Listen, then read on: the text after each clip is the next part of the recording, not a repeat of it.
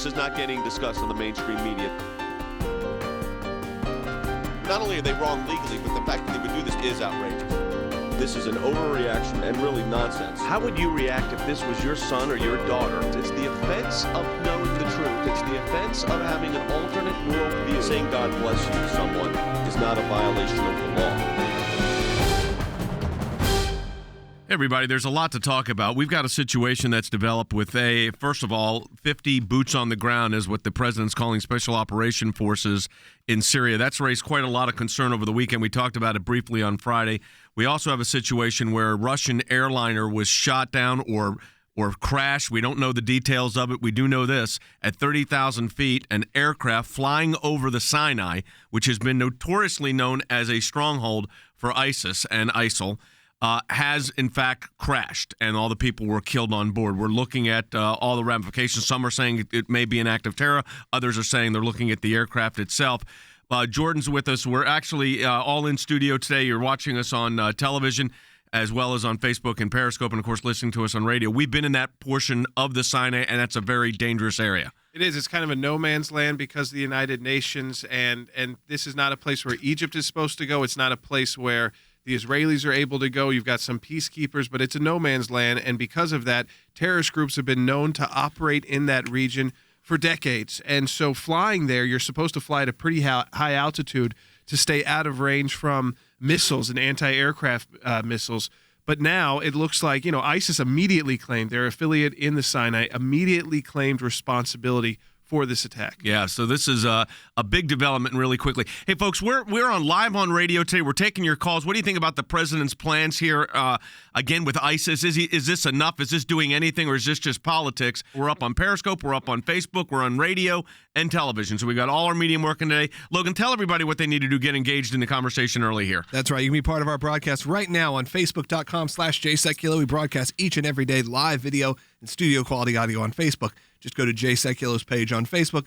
Also, go join us on Periscope. Get the Periscope app. Follow Jay Sekulow. We broadcast live every day. You get a push notification to your phone if you have those applications. It's a great way to watch the show, interact, and get your questions in. A great piece up by Shahar Gil on the Syrian civil war and its effects, and Skip Ash is also working on a piece that is going to be posted. If it's not up yet, it'll be up later today. So we're going to keep you a lot of information coming out on that. Let's go ahead and take a phone call, Logan, or a comment, and then we'll get right back to it here. Someone just said on Periscope, said, forget World War III. Do you feel like this could be a disaster? Could this be the next Vietnam?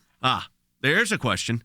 I mean, this administration, I can't even see committing that many troops to get to a Vietnam situation. Now, I do see what you're saying with it's not as proxy as Vietnam now. That's the difference, is that there's now Russians actively taking this side. They were doing some of the air missions there. They were certainly working with the Viet Cong.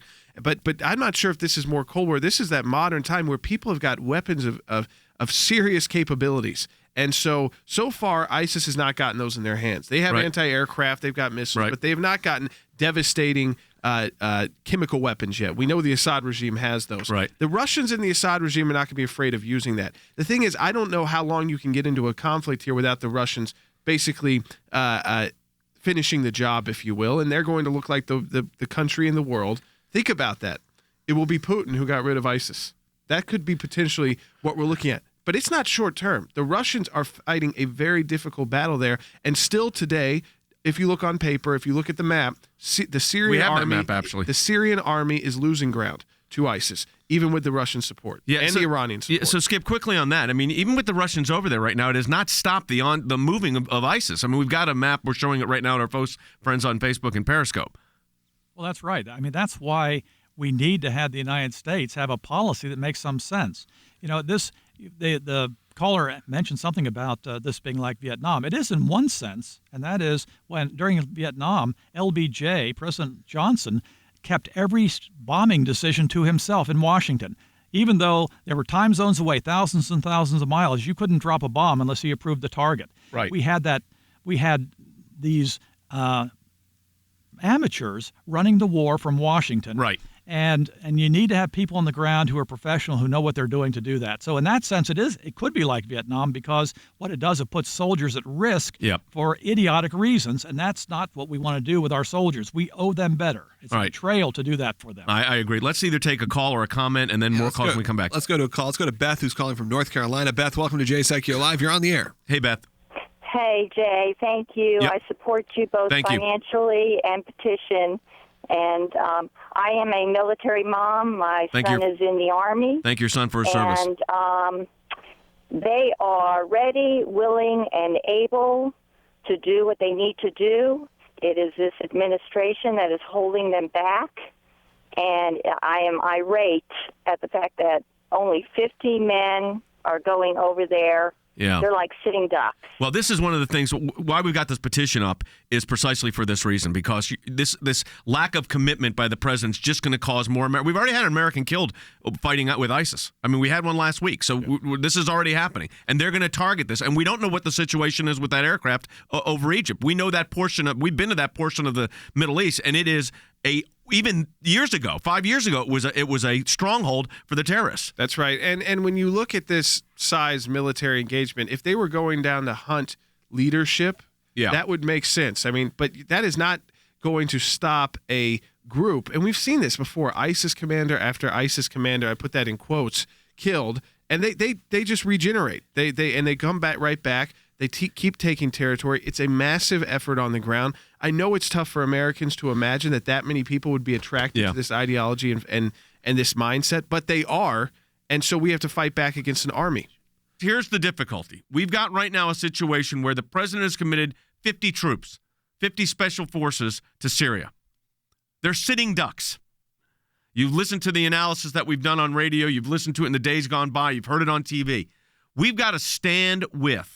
I mean, I think it's critical that our troops are enabled to get rid of ISIS, crush ISIS, and defend themselves from the attack. And also, we got a potential conflict here with Russia that could be devastating in scope. So I want to encourage you to go to aclj.org or 1-877-989-2255. Sign that petition right now, aclj.org or 1-877-989-2255. Also, you're getting email alerts from me. I want to encourage you, if you're not getting them, go to aclj.org and sign up for those. But also, when you get those, support the work of the ACLJ. Make your tax-deductible gifts right at aclj.org. We'll be back with more in a moment. The Islamic State is beheading, crucifying, and slaughtering Christians. ISIS is threatening to terrorize America. It's waging jihadist genocide against Christians, raping women, and enslaving children. The only way to stop this evil and protect Christians is defeat it militarily. Pinprick airstrikes and sending a handful of soldiers into Syria and Iraq won't work. It's already failed. It's time for America to take the lead. It's time for America to protect Christians from genocide. It's time for America to defeat ISIS. We're demanding that President Obama equip our military and our allies to defeat and destroy ISIS. Sign on to our new petition today. Destroy ISIS, protect Christians. Call 1-877-989-2255. That's 1-877-989-2255 or add your name online, aclj.org.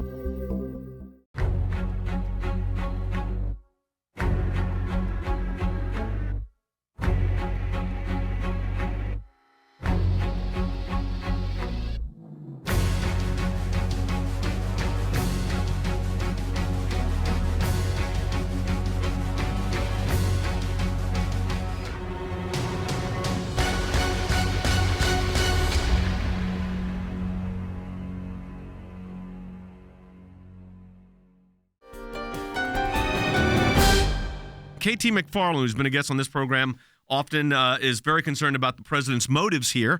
And we've all talked about that. We're concerned that that's not reality of what this isn't really getting troops. This is some kind of political placating here. Let's go and take a listen to KT McFarland. I prefer usually to talk about facts and not motives, but I'm looking at this and say these are the most cynical motives I've ever seen. The president's going to throw 50 troops at this. Why? Nobody thinks this is going to work. Nobody at the Pentagon thinks it's going to work. Nobody in the intelligence community, nobody on Capitol Hill, nobody in the think tanks, and particularly nobody in the Middle East thinks this is going to change the outcome or help the United States shape events. Why is he doing it? It's legacy time at the White House. He does not want to be the American president who lost 3 wars. Okay, Libya, Iraq, Afghanistan. And I think that's fair, is that we're doing something. So we can't accuse the Obama administration of doing nothing technically on paper. Yeah. And could a 50-person special forces group be very effective at taking out key leaders and targeting specific individuals? Yes. Can they defeat ISIS by themselves with the Russians backing the Assad regime and the complications on the ground? And also you've got al-Qaeda there. We sometimes forget al-Nusra is still there in full force as well. And you got, Iranian Revolutionary Guard, and you're going to put 50 U.S. soldiers, special forces up against that. We'll go to Pillar, who's calling from New York, New York. You're on the line. Hi, Pillar. Hi, I was listening to you earlier. I'm in New York listening to the radio. Yep. I just want to let you know that when I heard you say about President Obama trying to minimize the situation by calling it a diplomatic affair, is disgusting. First of all, the fact that we have to take care of ISIS is ISIS is going to come, Christians are not. ISIS is going to come over here in America. Well, they already have. I mean, the truth is that they already have. The president saying this is a diplomatic, or the White House press spokesperson, Josh Earnest, saying this is a diplomatic event, of course, is ridiculous, Skip, because the reality is there's a war going on there. Right now we're letting Russia lead it. That's true. And this whole idea that ISIS is going to be isolated there, that we now have ISIS forces in Afghanistan, we have ISIS forces in the Sinai. This group is spreading like a cancer, and I'm sure that a lot of these refugees going to Europe right now is going to contain ISIS members, and some of those people coming to the United States, because we're not going to be able to vet them properly, are probably going to be ISIS related. So we may well have ISIS people already here. So ISIS is expanding, and until we show that we have the backbone to stand up and say enough is enough and come after them, they are going to continue to expand, because we're the ones showing weakness, they're the ones showing strength, and when they show strength, it attracts others to their cause. All right, let's get some comments from Facebook. All right, let's take a few comments here. We do have a comment that came in. It says, Jay, it's clear that insurgent war, both military and domestically, that we do not know how to handle that. Right. So just a thought on that. Then we also had another person that said Russia needs to wipe out ISIS because the president certainly has had the opportunity and did not. So I guess here's the fundamental question. The president isn't going to commit the troops necessary to wipe out ISIS. Will the Russians? Because the Russians do have they want ISIS out too, because they're a threat to Assad. Well, they're not going to follow our same rules of engagement. So do they even need as many troops? I mean, they will go in and barrel bomb. They will go in and flatten cities. Yep. They don't care who comes in the wake. I think they have the idea that if you're in these ISIS strongholds, whether you're a woman or child, you know we can hit you. And so they come at it a very different way, a mindset, a worldview. It's not Western, and so they're going to come in and do what the Russians do. Look what they did in Ukraine. I mean, it was very quick, and you had a full force that totally succumbed to Russian aggression. And I think for ISIS, we have to look at ISIS on the ground, the army ISIS, which is in Syria and Iraq, and then ISIS, the terror group, which is more similar to the al-Qaeda with having cells. There are two different ISISes doing the work, like Skip was saying, the ones on the ground in the U.S., and then you've got ISIS, the military force, the governing body in Iraq and Syria. You know, Skip, if we find that the aircraft situation with it, we're still waiting for data on that. If that was in fact a terrorist attack in the region, what does that say on a Russian aircraft? Well, that really ups the ante considerably, because if they have the capability to do that, then they have the capability to reach out and touch all over the world, because some of these missiles, if it was shot down with a missile, for instance, some of those missiles are not all that large. They can be smuggled around the world, and if you have people willing to risk their lives to do it, then you could every civilian airport would be at risk around the world. Here's what James Clapper, go ahead, finish up, Skip.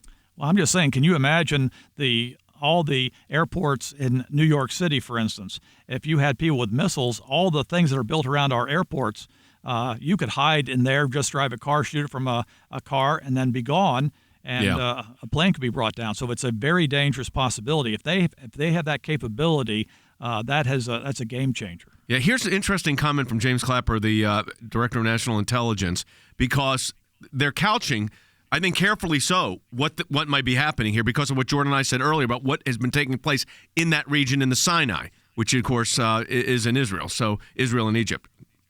We don't have any direct evidence of any terrorist involvement yet. ISIL, in a tweet, claimed responsibility for it, and there is a very aggressive ISIL chapter in the Sinai, but we really don't know. Here's the question. We really don't know, but the fact of the matter is we know this, that area of the Sinai, I mean, I remember going there, Jordan Logan was with me, and they said right over, I mean, like 100 yards was an Al-Qaeda chapter. Yeah. And this was and a lot 5 of those years have ago. become the ISIL chapters. Right. Now they've migrated over to the more radical extreme. It's a no man's land because of the war between Israel and Egypt.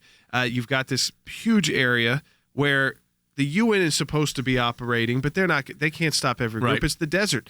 And so you've got 224 Russians who have now been killed, Russian civilians on their way to vacation. And they called them in the tweet Crusaders. So we have to think about this. They're using that religious rhetoric in their own tweets. So now Russians, because they've taken the side of the Assad regime, are seen as, think about this, Christian aggressors in the region in the Middle East right now. That is how ISIS is painting Russians. So they're painting them the same way as they paint the U.S. Which means, folks, this is why you have a danger in the region. Again, we got to make sure we knock out ISIS, and the United States needs to be leading that charge. If you agree with us, go to aclj.org or call us at 1-877-989-2255. So it's aclj.org or 877-989-2255. We did just get someone chime in. Aaron, who said hi from Israel. He's watching right now on Periscope. This is an hour and a half from Sinai, from the area. So, I mean, that tells you, folks, He's on Periscope? He's on Periscope Thanks right now. for watching on Periscope. Yeah, so it's crazy the fact that we can broadcast here and you can see it literally all over the world, be in the studio with us an hour and a half from exactly where we're talking about. Ask him, hey, Aaron, while you're listening to us right now, let Logan know this. What's kind of the thought about the Russian, what are you hearing about the Russian aircraft from the local media there in Israel? I'd be interested let us know. Aaron's a tour guide in Israel, so that's good to know. All right, should we go ahead and take a phone call? Let's go ahead and do it. All right, let's go to Michelle, who's been holding for 22 minutes from Pasco, Washington. Michelle, thanks for holding. You're on the air. Hi, Michelle. I'm sending you you've been hanging on for a long time there. I'm sending you our book, Rise of ISIS. Oh, I appreciate that because I bought the first one and I am a monthly supporter. But do you have Rise of ISIS? I'll send you Undemocratic then. Go ahead. All right, go ahead. A couple of conversations back where they said, I don't think there's any collusion with President Obama and Russia. If there isn't, there probably will be because Israel is the one standing in the way. They're already drilling oil with Russia. And I think that if President Obama wants a peaceful solution that's diplomatic, I think there's going to be a bargaining chip, and I do think it's Israel, and I do think that they are working together. Maybe they aren't now, but they will be. Well, we do know this, though, Michelle, and that we know, Jordan, that Benjamin Netanyahu went to Russia to meet with Putin, and that's because the United States' lack of here's what you got to realize. The U.S. lack of leadership is so significant that the head of Israel, the prime minister of Israel, is willing to go to Russia to meet with Putin to find out what's going to happen in the region. That's right. Pretty scary. And honestly, I don't think Israel has been satisfied with any of the U.S. proposals when it comes to, no one can say who would we replace Assad with right now. There's not a key leader. I mean, would it be someone out of the Syrian military, which is still a pretty rough road, and you don't really know, another dictatorship type situation? The democracy pushes. We understand now. I mean, that is so far down the road now in Syria because of the danger that ISIS posed. This is not just talking about, we're still in that mindset of Saddam Hussein, that there's just a dictator there, but there's not. There's a dictator and there's a terrorist army ready to take power the minute he falls. Let me encourage you to do something. First of all, support the work of the ACLJ. You could do that at aclj.org. Easy way to do it, or call us at 877-989-2255. If you want to see our men and women that are going now in harm's way under the president's leadership be able to actually defend themselves and protect themselves, and let me encourage you right now to go to aclj.org or call us at 1-877-989-2255 and defeat ISIS if we're going in there. Not let the Russians do the bidding here. aclj.org or 1-877-989-2255. That's aclj.org or 877-989-2255. When we come back from the break, Logan, we'll take more calls, and also, folks, on Periscope, get your comments in as well. We'll be back with more in a moment. The Islamic State is beheading, crucifying, and slaughtering Christians. ISIS is threatening to terrorize America. It's waging jihadist genocide against Christians, raping women, and enslaving children. The only way to stop this evil and protect Christians is defeat it militarily. Pinprick airstrikes and sending a handful of soldiers into Syria and Iraq won't work. It's already failed. It's time for America to take the lead. It's time for America to protect Christians from genocide. It's time for America to defeat ISIS. We're demanding that President Obama equip our military and our allies to defeat and destroy ISIS. Sign on to our new petition today. Destroy ISIS, protect Christians. Call 1-877-989-2255. That's 1-877-989-2255. 989-2255 or add your name online, aclj.org. So 50 troops, whatever that means, into Syria with the Russians there with a lot more than 50 military personnel. The Russians basically running the region now. We've allowed that to happen. Hey, Skip, what's the risk factor in right now in Syria with U.S. troops, minimal as they are, Russian troops, Iranian troops, and even Cuban troops, and then Hezbollah? What's the real risk factor here? Let's keep in mind, first of all, the Russians were our allies, supposedly, when we had this agreement with Iran. Right. Now the Russians, against Iran. Now the Russians are with Iran on the side of Assad. Which means they were probably always with Iran. Probably. Right. We also have the situation where the Russians are at least nominally on our side with respect to ISIS, but they have other enemies on the Assad or other people to deal with against Assad. So they're against a lot of the Assad opponents that have nothing to do with ISIS. Some of them we support. So there are all sorts of strange situations where we support some the Russians are against. We are together with the Russians on other things. Hezbollah has declared the United States to be enemies. We have the Shia-Sunni conflict. Yep. We have the Russians as Christians coming in, and therefore ISIS is against them. So there are all sorts of interesting little iterations here. The problem is that we are sending ground forces now, at least approximately 50, to be on the ground to advise people that the Russians want to attack. So that puts our people at risk potentially. I think people need to understand this again. And this is something that we talked about during the break here, Jordan. That is, Russia has got a different motive. I mean, sure, they want to knock out ISIS, but they also want to knock out the Syrian opposition to Assad. So in a sense, we are, and this is what everybody needs to, folks, you're watching this broadcast, you need to understand, we are basically advising troops on the ground that are fighting with the Russians.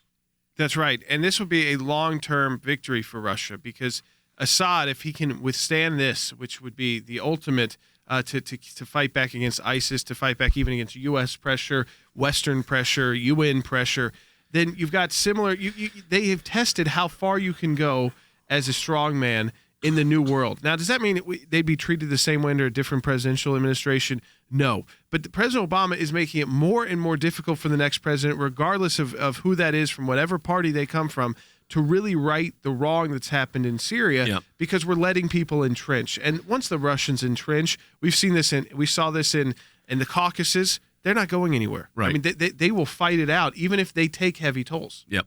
All right, comments coming in from Facebook and Twitter. Yep, Nanette just said so many players. The only one that seems like we can really trust is Israel. Yep, and the Israelis don't trust us. Yep, exactly. So that was who said that? Nanette. Yep. Yeah, great comment. But the Israelis don't trust us. That's why Netanyahu flies to Moscow to meet with Putin. We had another comment that came in from Judith who said 50 troops to a group like ISIS seems like putting a Band-Aid on an open wound spewing blood. Not even a Band-Aid. Yep. I mean, this is a purely political move. This is to say he's doing something. That's right. This is all politics. If we had, first of all, if we were really going after key leaders, they wouldn't tell us about this because that would be ridiculous to say. So they're doing this to kind of say, oh, we're doing something. Yes, U.S. Special Forces are highly trained. They can inflict serious damage, but they cannot take out a full ground-scale military force. This is not just Al-Qaeda. Right. This is a full military that's a governing body. They're running court systems, hospitals, schools. They're brutal, but they are doing this. And so when they're taking territory. That's different than the terrorism we've dealt with in the past. More similar to the Taliban, but a much more concentrated force. Yeah. Our friend on Periscope who's watching via Israel, Tour Guide Aaron at Tour Guide Aaron, he just said, it's not that we don't trust, we don't trust this administration, but no, we all still love America. So he just wanted to clarify. No, I think that's important. I think the Israelis know that the American people are with Israel in overwhelming numbers. It's the administration's policies that are creating the problem. Frank, calling from Ventura, California, you're on the air. Hey, Frank. Yeah, hi. Thanks for holding. Hi. Hey, thanks for holding. Thank you, and God bless you for all you guys do. Thank you. Appreciate it. I just want to point out that it drives me nuts that people that keep treating this administration as if they're like any administration we had before, as if they're going to do what is good and right for America, the benefit of America or Americans. They're not. Our, quote, leader has admitted hatred for America and Americans in his books. his progressive administration hates us too. Well, they want to reshape America in his own image. But listen to this press spokesperson being questioned by NBC. This tells you how conflicted they are. Listen to number 8. These U.S. forces could be in combat roles. Their lives could be at risk, correct? Well, they will not be in a combat mission. Their mission is... That's not their mission, but they could find themselves in a combat situation, just as we saw with the rescue mission. There is no denying the amount of risk that they are taking on here, and they will be equipped to defend themselves if necessary.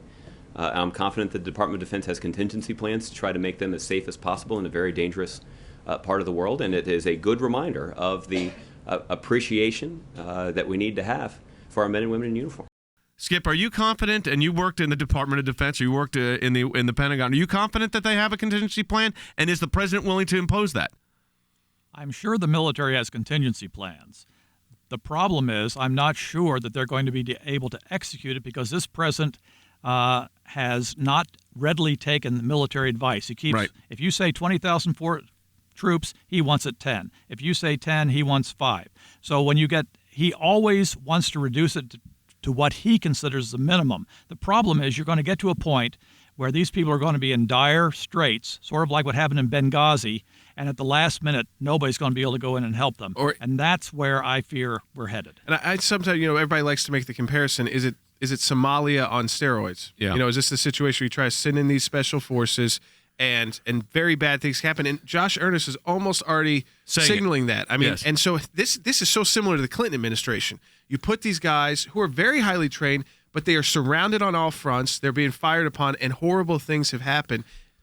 Especially when you're broadcasting to everybody that this is what you're doing. That's not how you use special forces. Yeah. Well, that's going to do it for the broadcast this week. Let me encourage you to do something. Support the work of the ACLJ and support our men and women in the military by going to aclj.org or calling us at 1-877-989-2255 and have your voice added to the chorus of Americans that are standing with our soldiers so they can crush ISIS. And let the president know we want to end this plague that is existing right now in the Middle East, where Christians are being beheaded, killed, crucified. Go to aclj.org or 1-877-989-2255.